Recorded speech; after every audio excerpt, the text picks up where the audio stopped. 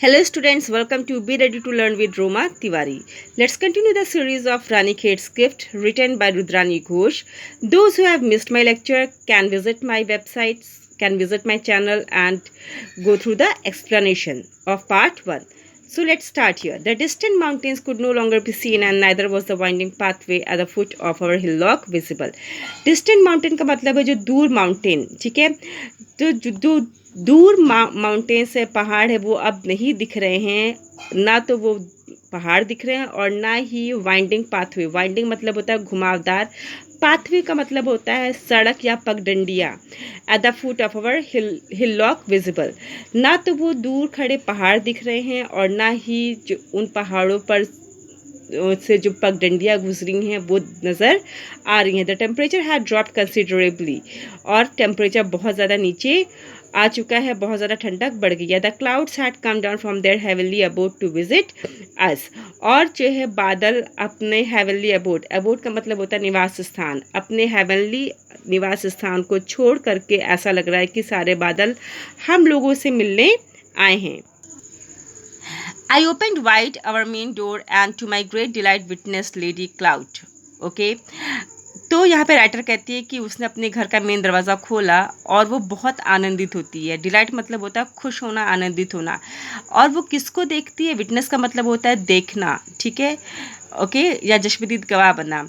तो वो किसको देखती है? लेडी क्लाउड को। यहाँ पे क्लाउड को पर्सोनिफाइड किया गया है, उसका मानवीयकरण किया गया है। उसने देखा कि लेडी क्लाउड फ्लोट करते हुए उसके घर के अंदर आ रही है और ऐसा लग रहा है, okay, floating into the house in a flowing gossamer gown.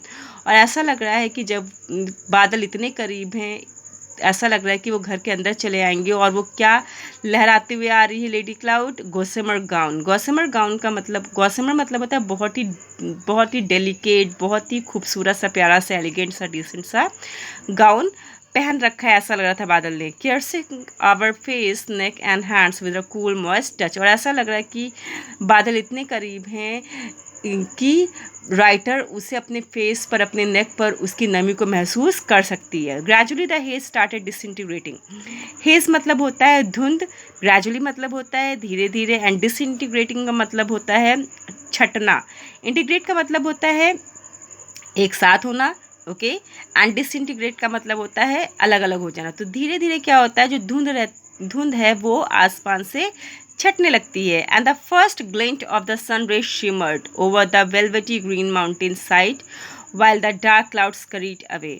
और जब सूरज की पहली किरण निकलती है तो क्या होता है, ऐसा लगता है कि जो हरे हरे पहाड़ हैं उनको देखकर ऐसा लगता है कि वो पहाड़ पेड़ों से हरे हैं और ऐसा लगता है कि उन पर एक हरी मखमल की चादर बिछी हो। तो जब सूरज की पहली किरण निकलती है बारिश के बाद, मौसम ख़राब होने के बाद, तो ऐसा लगता है मानो वो किरणें किसको छू रही हैं? उस मखमली हरी चादर को छू रही हैं। और क्या होता है साथ में, जो काले बादल होते हैं, डार्क क्लाउड्स होते हैं, वो भाग जाते हैं। बड़ा ड्रास्टिक चेंज, ड्रास्टिक मतलब होता है बहुत बड़ा, कितना बड़ा बदलाव था ये। Now a brilliant blue sky emerge with contrasting startling white fluffy clouds. और अब क्या था, एक बहुत ही शानदार नीला आसमान सबके सामने इमर्ज होकर के आया। एंड ऐसा लग रहा था कि वो जो है आसमान में वाइट फ्लफी क्लाउड्स, एकदम रुई के फाहे के जैसा जो है बादल नज़र आ रहा था। It was an artist delight. Delight का मतलब होता है आनंदित होना, रैप्चर की जो फीलिंग होती है, ओके।